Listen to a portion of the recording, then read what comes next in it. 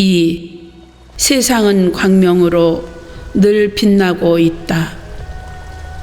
광명운대 주변법계 공양시방 무량불법승 광명의 구름대 법계에 주변하여 시방에 한량없는 불법승께 공양합니다. 지혜 광명 온 우주 법계에 충만하여 시방 3세에 한량없는 불법승 삼보님께 공양 올립니다. 오분양 다음으로 이어지는 위의 구절 글자 그대로 해석하면 광명의 구름 덩어리가 온 법계에 두루 가득하여 어느 곳에서나 헤아릴 수 없이 많은 불법승 삼복계 공양 올린다는 뜻으로 풀이할 수 있습니다. 광명운대에서 광명은 바로 진리를 가리키는 말입니다. 부처님의 가르침은 한마디로 진리의 세계에 대한 가르침이라고 할 수 있습니다. 그래서 바람직한 삶은 부처님의 말씀대로 진리에 입각하여 사는 것입니다. 부처님이나 수행이 높은 깨달은 사람은 생활 자체가 바로 진리의 구현인 것입니다. 진리라고 말하면 좀 막연하고 추상적인 느낌이 들지만 광명이라는 좀 더 구체적인 말로 대신 표현할 수도 있습니다.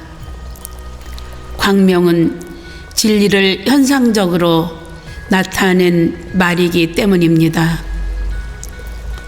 불교에서는 광명과 관계되는 이야기가 매우 많습니다. 경전에서는 부처님이 법을 설하시기 전에 먼저 광명을 놓는 일방광부터 시작합니다. 또 사리탑이나 스님들이 방광을 했다는 이야기도 있습니다. 하다못해 법당 안에 인등을 켜는 일도 광명과 관계되는 일이며 초파일에 등을 다는 일도 광명인 것입니다. 광명은 어둠을 밝히는 빛입니다. 만약 빛이 없다면 우리는 사물을 잘 분별할 수 없을 것이며 길을 가다가도 부딪히고 넘어져서 온통 피투성이가 될 것입니다. 빛이 없다면 이 세상은 순식간에 혼란스러워질 것입니다. 여기에서 광명의 의미가 확연히 드러납니다. 앞에서 오분양은 불교인의 인격 완성에서 오는 5가지 덕을 말한다고 했습니다. 그것은 바로 광명된 삶을 살아가는 것입니다. 광은 오분법 신향을 몸소 실현하는 일입니다. 다시 말해서 진리에 대한 막연한 생각을 구체화시키는 것이 광명입니다. 지금까지 우리의 삶이 상처로 얼룩졌던 것은 광명이 없었기 때문입니다. 지혜의 광명은 항상 우리를 밝은 곳으로 이끌어줍니다. 금강경에 부처님께서 광명에 대한 말씀을 설해 놓은 대목이 있습니다. 그것은 심주어법 이행보시 여인이밤 중무소견 약보살 신부주법 이행보시 여인유목 일광명조 견종종색입니다. 그 뜻은 마음이 법에 머물러 보시하는 것은 어두운 곳에 있는 사람이 물건을 보지 못하는 것과 같고, 보살이 마음이 법에 머물지 않고 보시하는 것은 눈 밝은 사람이 햇빛 아래서 여러 가지 사물을 보는 것과 같다는 말입니다. 이 말을 다시 풀어서 해석해 보면, 마음이 자기만의 소견과 편견과 고집과 굳어진 사상에 의해 생활할 것 같으면 어떤 사람이 캄캄한 데 들어가서 아무것도 보이지 않는 곳에서 활동하는 것과 같다는 것입니다. 반대로 마음이 자기만의 고집과 편견과 아집에 집착하지 않고 어떤 사물을 실상대로 진실하게 관찰할 수 있는 안목이 있다면, 그 사람은 눈도 밝고 햇빛이 환히 비쳐서 아무 탈 없이 길을 갈 수 있는 것과 같다는 뜻입니다. 우리들의 소견이나 고집, 편견들은 결코 지혜가 아니며 슬기도 아니며 빛도 아닙니다. 사물이나 감정, 사건 등을 실상대로 관찰할 줄 아는 밝은 눈이 열릴 때 우리의 삶은 참으로 환한 광명의 삶이 될 것입니다. 밝은 눈이란 바로 깨달음의 슬기요 지혜의 빛인 것입니다. 불교에서는 도처에서 깨달음의 안목을 표현하고 있습니다. 그것은 바로 삼라만상이 일어나는 일체의 모습을 사실대로 파악하는 광명의 눈을 가지는 것을 뜻합니다. 광명의 눈이 있다면 아무리 멀고 험한 길이라도 상처받지 않고 목적한 곳에 다다를 수 있습니다. 부처님께서 깨달으신 진리의 말씀은 곧 지혜의 광명에 대한 것임을 명심해야 합니다. 불교의 의식 가운데 촛불을 켜고 등에 불을 밝히는 의미는 모두 지혜의 빛을 상징하는 것입니다. 그것이 바로 광명입니다. 앞에서 5분 법신양으로 무장한 사람은 광명의 삶을 사는 사람이라고 했습니다. 그런 사람은 엄청난 밝기로 이 세상을 비추기 때문에 많은 사람들이 그 빛을 따라 밝은 곳으로 갈 수 있는 것입니다. 그래서 화엄경에서는 부처님의 광명을 유여천일출이라고 하여 마치 1000개의 태양이 동시에 뜨는 것과 같다고 했습니다. 부처님은 참으로 밝은 완벽한 광명의 화신인 것입니다. 부처님께서는 오랜 세월에 걸쳐서 우리에게 올바른 삶을 비추어 주고 있습니다. 우리가 그나마도 지금까지 별일 없이 살아갈 수 있었던 것은 자기의 앞길만이라도 비출 수 있는 지혜의 등불이 있었기 때문입니다. 만약 그것마저 없다면 이리저리 부딪혀서 큰 상처를 입게 될 것입니다. 그러한 모습들은 주위에서 흔히 볼 수 있습니다. 빛을 잃어 어둡고 캄캄한 세상은 우리에게 치명적인 상처만 남길 뿐입니다. 그렇기 때문에 5분 법신양이 각자의 마음속에 원만히 성숙되어 광명을 밝히는 삶이 되어야 하는 것입니다. 광명을 우리의 육신에서 찾아본다면 웃음이 그에 해당할 것입니다. 참으로 밝게 웃는 모습은 광명이라 할 수 있습니다. 웃는다는 것은 밝은 인상을 말합니다. 밝은 인상으로 환하게 웃는 모습은 옆 사람까지 기분 좋게 만듭니다. 반대로 무겁고 침울한 표정은 옆 사람까지 칙칙한 기분이 되게 합니다.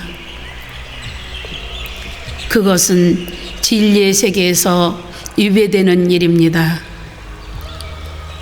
진리를 우리의 생활 속에 승화시킬 수 있는 가장 쉬운 방법이 바로 웃음인 것입니다. 그러므로 웃음을 절대 잃지 말아야 합니다. 출근할 때 웃고 퇴근할 때 한 번 웃어주는 것보다 더 귀하고 값진 선물은 없는 것입니다.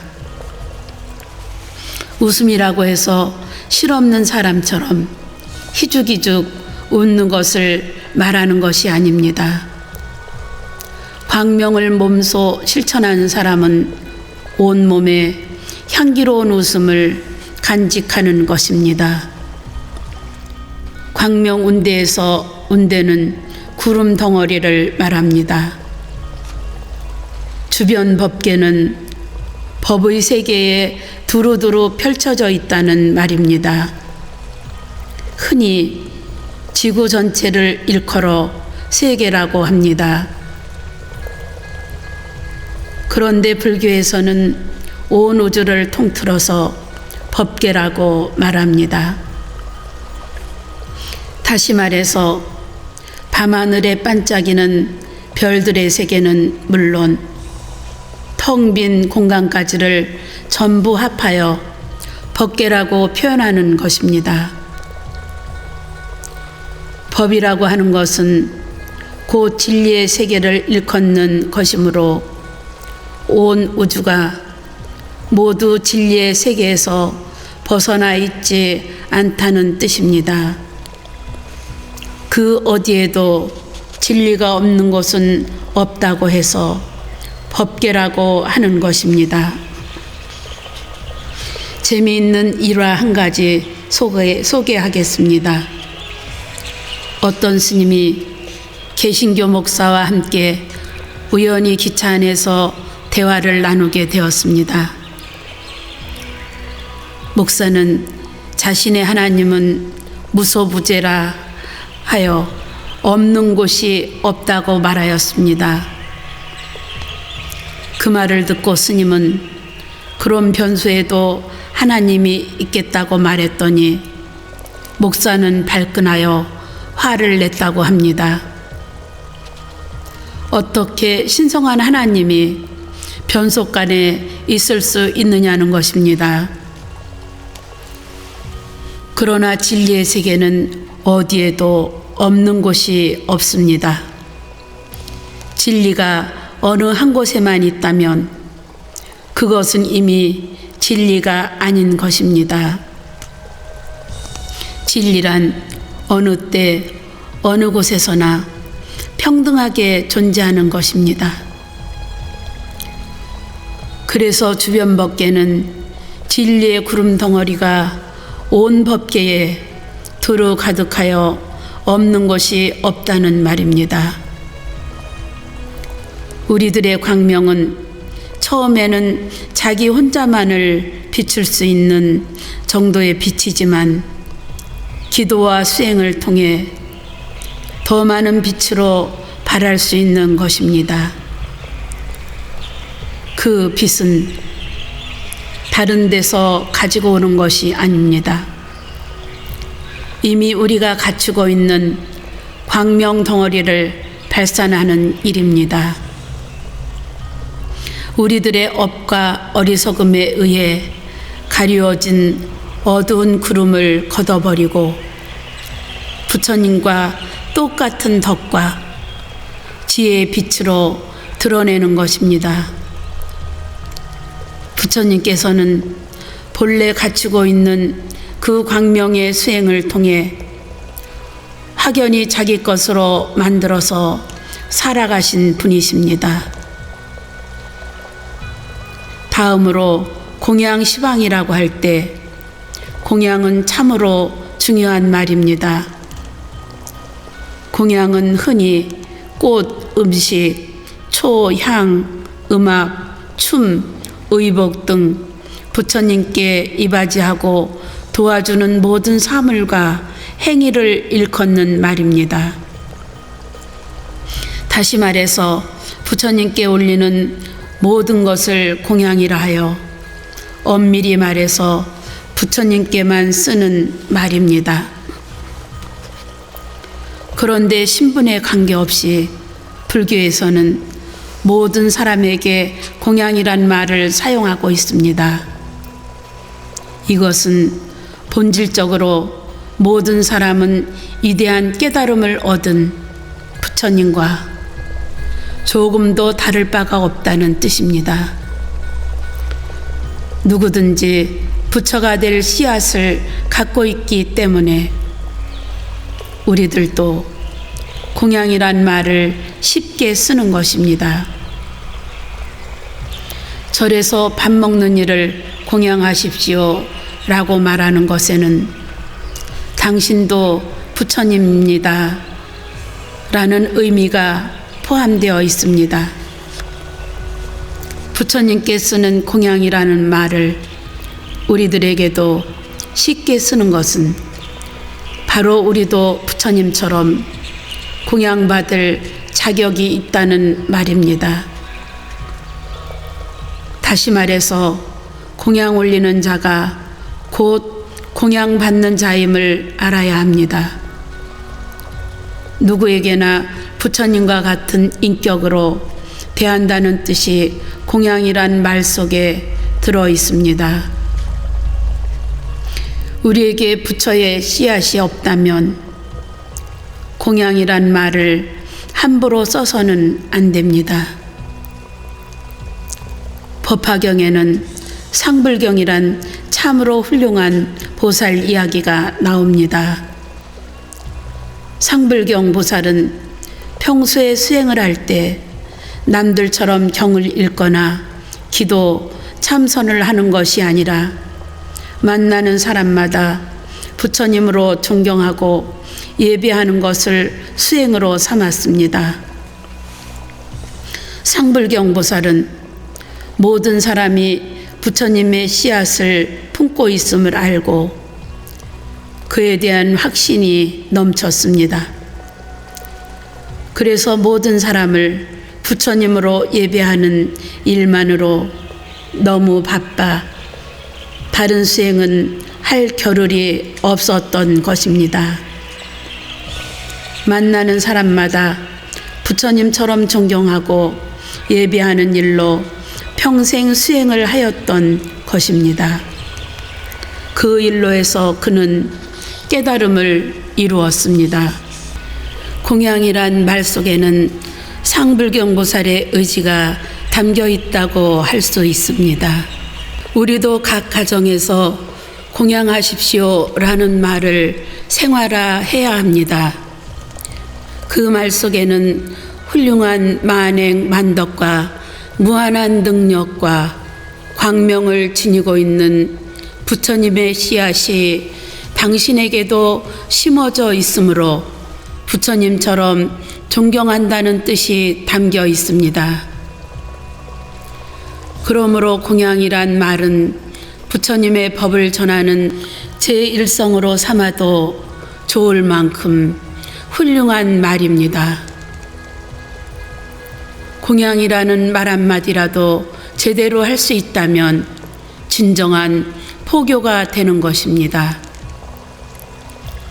금강경에는 법공양의 위대성을 설사 삼천대천 세계만한 금은 보화를 가지고 사람들에게 희사한다고 해도 짧은 사국에 한 구절만이라도 서사수지 위인연설을 한다면 그것보다 더 큰 공덕은 없다라고 표현하고 있습니다. 이 말은 법공양의 훌륭함을 나타낸 말로 결국 자신 속에 무한한 보배가 들어있다는 것을 깨우쳐 주는 것입니다. 이 세상의 어떤 말보다도 공양하세요라는 말 한마디가 가지는 존칭은 참으로 엄청난 것입니다. 공양이란 말을 계속 씀으로써 은연중에 상대방의 가슴 속에 파동쳐 마침내 부처님으로 승화될 수 있습니다. 또한 공양이란 말을 일상생활 속에 사용함으로 해서 우리는 무한한 공덕을 짓게 되는 것입니다. 아무리 속으로는 미운 생각이 들더라도 상대방을 향해 공양하십시오라고 하면 그 뜻은 부처님으로 공경하는 진정한 표현이 됩니다. 공양이라고 해서 단지 먹는 것만을 뜻하지는 않습니다. 여기서는 진리에 대한 공양, 법에 대한 공양, 가르침에 대한 공양입니다. 이것은 곧 지혜의 광명으로 공양을 올리는 것입니다. 우리는 예불문의 공부를 통해 조금이나마 진리의 공양을 받고 있는 것입니다. 이런 의미에서 공양이란 말은 참으로 고맙고 빛나는 값진 말임을 명심해야 할 것입니다. 공양이란 말과 함께 있는 시방은 동서남북의 사방과 동남 동북 서남 서북의 사유의 상하를 합한 것입니다. 시방은 불교의 공간 개념을 나타낸 말로서 우주 전체를 통틀어 이루는 말인데 여기서는 어느 곳에나 항상 있다는 의미로 이해할 수 있습니다. 왜냐하면 진리란 어디에도 없는 곳이 없기 때문입니다. 계속해서 무량불법승은 한량없는 불법승 삼보라는 말입니다. 불법승은 부처님과 진리와 불교 단체를 가리키는 말입니다. 이 말은 곧 온 인류 모든 만물에게 진리의 빛이 펼쳐지도록 한다는 뜻입니다. 각양각색의 사람들과 온갖 만물에게 진리의 빛이 골고루 펼쳐져 바람직한 삶을 누릴 수 있도록 하는 의미가 무량 불법승 속에 들어 있습니다. 불법승 삼보 중에서 승이라고 하는 것은 단지 출가 수행인만을 가리키는 것이 아닙니다. 구체적으로 승가라고 해야 하는데 그것은 불교 단체, 불교 집단, 불교 대중을 의미합니다. 다시 말해서 출가 비구, 비구니는 물론 재가 남녀인 청신사, 청신녀를 모두 합하여 이루는 말입니다. 흔히 사부대중이라는 말로 표현하기도 하는데 다른 말로 부처님의 아들, 딸을 가리킨다는 말입니다. 계양에서부터 무량불법승까지의 내용에서 살펴볼 때 이 속에는 불교에 목적하는 바가 모두 들어있다고 할 수 있을 만큼 중요한 뜻을 담고 있습니다. 비록 짧은 글이지만 부처님의 살림살이를 엿볼 수 있는 귀중한 대목입니다. 우리는 부처님의 살림살이를 기본 미천으로 삼아 자기 자신의 수행을 해 나가야 할 것입니다. 우주는 향기로 가득 차 있다. 헌향진원 옴바라 도비아훔 옴바라 도비아훔 옴바라 도비아훔. 향을 사러 올리는 진원 옴 금강소양존이시여 훔. 헌향진원은 향을 올리는 진원입니다. 여기서 향은 부처님이나 불보살의 완성된 인격체를 5가지 덕으로 표현한 5분 법신향을 말합니다. 향을 꽂음으로써 우리도 부처님처럼 위대하고 원만한 공덕을 갖춘다는 의미인 것입니다. 다시 말해서 향을 하나 꽂더라도 계향, 정향, 해향, 해탈향, 해탈직연향의 마음으로 꽂아야 하는 것입니다. 헌향진원에서 진원을 글자 그대로 풀이하면 참된 말이란 뜻입니다. 진원은 우리가 쉽게 그 뜻을 알아채지 못하는 말로 되어 있습니다. 불교 경전에는 도처의 진원이 많은 부분을 차지하고 있습니다. 진원이라는 말 외에 다란이 혹은 주문이라는 말도 함께 쓰는데 그 뜻은 비슷합니다. 진원은 범어로 만트라라고 하는데 주, 신주, 밀주, 밀원이라고 해서 전통적으로 그 뜻을 해석하지 않았습니다. 그 이유는 진원이 함축하고 있는 뜻이 매우 광범위하기 때문에 한두 가지를 잘못 번역하면 오히려 본래의 의미와 거리가 생기기 때문입니다.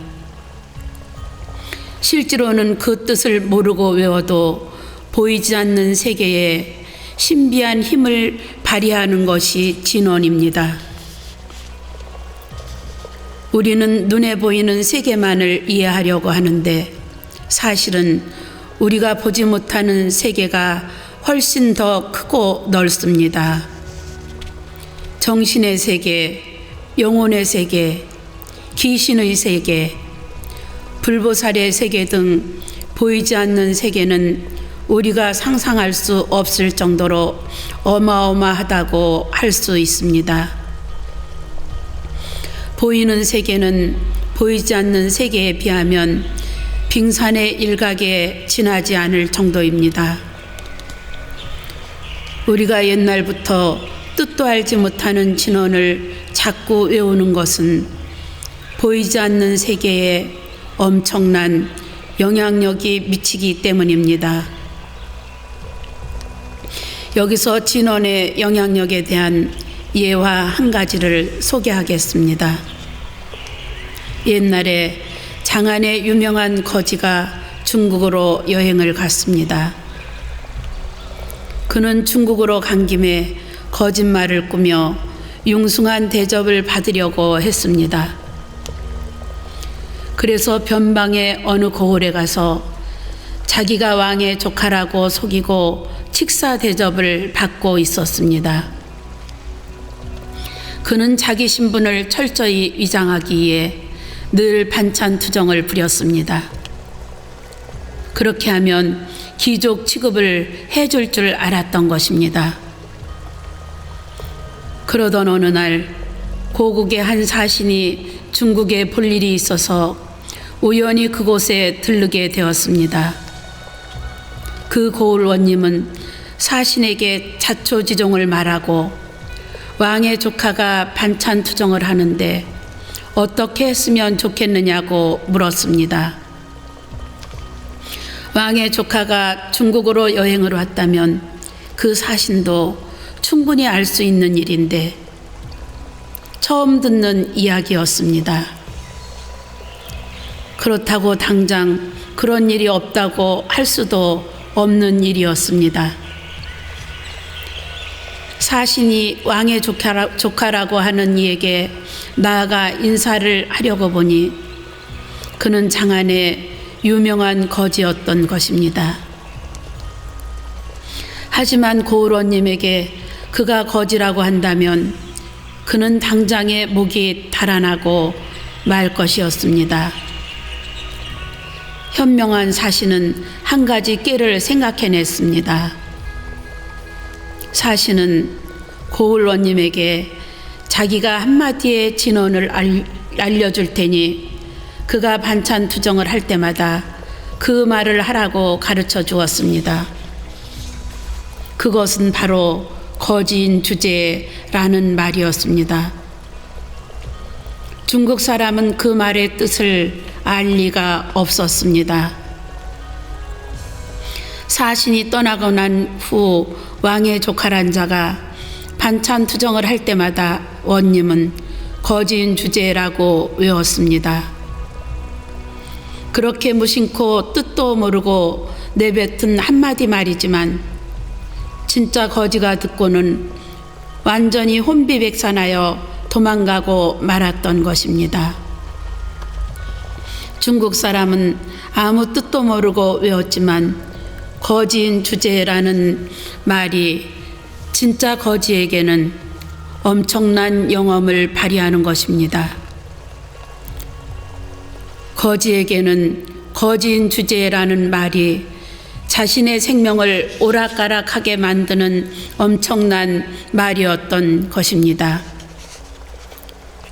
이처럼 진언은 모르고 외워도 신비한 영향력을 갖습니다. 거기에는 신앙적인 면도 상당히 많은 부분을 차지하고 있습니다. 중국 사람이 거지인 주제라는 진언의 말뜻을 알려고 노력한다면 결코 모를 말은 아닙니다. 요즘은 법회에서 진언을 해석하는 경우도 가끔 있는데 진언의 뜻을 알고 외우면 오히려 더 효과적으로 신심이 고치될 수 있기 때문입니다. 예컨대 이야기 속의 고을원님이 거지인 주제라는 말의 뜻을 알았더라면 그 거지에게 어떠한 상황이 벌어졌겠는가를 상상해 보면 이해가 갈 것입니다. 그러면 구체적인 진언의 내용을 살펴보기로 하겠습니다. 옴 바라 도비아 훔에서 옴은 모든 진언의 정형 구조로서 그것 하나만으로도 훌륭한 진언이 됩니다. 옴은 모든 진언의 모체가 되는 진언 중의 진언으로서 모든 법문의 어머니이며 상대를 지극히 찬탄하는 극창구이며 모든 소리의 근원이며 상대를 항복시키는 의미를 담고 있습니다. 또 옴은 우주의 핵심이며 피안에 이르는 범선이며 우주와 삼라만상의 근원입니다. 따라서 이 우주와 삼라만상은 옴의 현현이라고 할 수 있습니다. 이처럼 옴은 그 뜻이 매우 깊고 중요해서 한두 마디로 해석할 수 없습니다. 옴은 항상 진언의 맨 앞에 위치하며 전체 진언의 내용에 따라 그 뜻이 달라질 수 있습니다. 그래서 옴은 모든 진언 중에서 가장 차원이 높은 진언인 것입니다. 다음에 바라는 원래 바즈라라고 해야 합니다. 서양 사람들에게 바즈라라고 물어보면 다이아몬드라고 알고 있는 경우가 많습니다. 인도에서는 바즈라라는 말을 흔히 일상적으로 쓰고 있습니다. 바즈라를 우리말로 옮기자면 금강이 됩니다. 다이아몬드는 다른 어떤 것으로도 그것을 깨트릴 수 없습니다. 그렇지만 다이아몬드는 다른 모든 것을 깨뜨릴 수 있습니다. 흔히 금강과 같은 견고한 지혜를 금강반야라고 말합니다. 우리 마음의 지혜는 그 어떤 탐진치, 삼독이나 번뇌망상도 깨뜨릴 수 있습니다. 그러나 지혜 그 자체를 깨뜨릴 물건은 이 세상에 아무것도 없습니다. 그래서 불교는 지혜를 중요하게 여기는 것입니다. 도비야의 뜻은 소양존에게라는 말입니다. 끝의 야는 에게라는 위격 조사입니다. 소양존이란 향을 사루어 부처님께 공양 올리는 일이나 그런 일을 하는 사람을 가리키는 말입니다. 다시 말해서 금강과 같은 지혜의 향을 사르는 분이 소양존입니다. 그 소양존은 지혜로, 광명으로, 오분법신으로 무장된 분입니다. 금강의 지혜가 마음속에 간직된 소양존이기 때문에 그 향으로서 이 세상을 청정하게 하는 것입니다. 맨 끝에 흠은 이구청정이란 뜻인데 진원의 맨 마지막에 나오는 정형구입니다. 흠은 더러움을 벗어난 청정의 세계를 뜻합니다. 그래서 옛날에는 수행자들이 미심쩍은 음식을 먹을 때 먹기 전에 음식에다 흠자를 쓰고 먹기도 했습니다. 청정하게 하는 데에는 향이 꼭 필요합니다. 지혜의 향이 있는 곳에 더러움이 있을 수 없습니다. 자기 자신만이 가질 수 있는 향기도 중요하지만 좀 더 강력하고 좋은 향기를 바라여 다른 사람에게까지 향기를 풍겨야 온 세상이 청정해지는 것입니다. 그래서 옴 바라 도비야 홈을 붙여서 해석하면 금강석처럼 견고하고 훌륭한 마음으로 향을 올리는 존귀한 분을 지극히 찬탄하면 이 세계가 청정해진다라고 풀이할 수 있습니다.